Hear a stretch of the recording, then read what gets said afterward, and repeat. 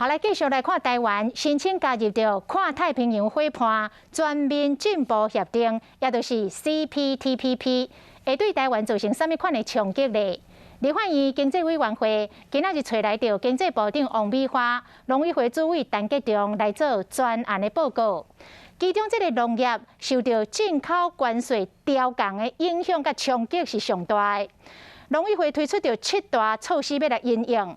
陈吉仲讲，头一个任务就是稳定国内的农产品，确保农民的权益甲所得。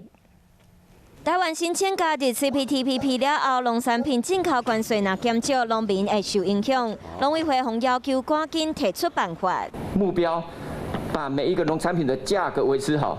我想农民不会因为国家到底有没有加入所谓的 CPTPP 或是任何贸易自由化，它不会有遭受任何影响。申请 CPTPP 了后，农委会有7项策略，包括推动进口型农产增加国际市场，推行地产地销做出市场分隔，建立完整冷链系统，扩大对地绿色环境给付，发展绿计划产业，增加农产附加价值，嘛加强检疫检验，而且扩大推动农产保险，估计会使增加500亿的农产外销。这500亿是怎么算出来的？未来5年的话，平均可以增加300亿台币的这样的一个出口的这一个金额。我们已经有出口到 CPTPP 的这一些国家的出口值零关税化，平均就有200亿的这个效果。不过，唔那农产品只要加入 CPTPP， 汽车零组件和加工食品嘛，互评估拢总会受到影响。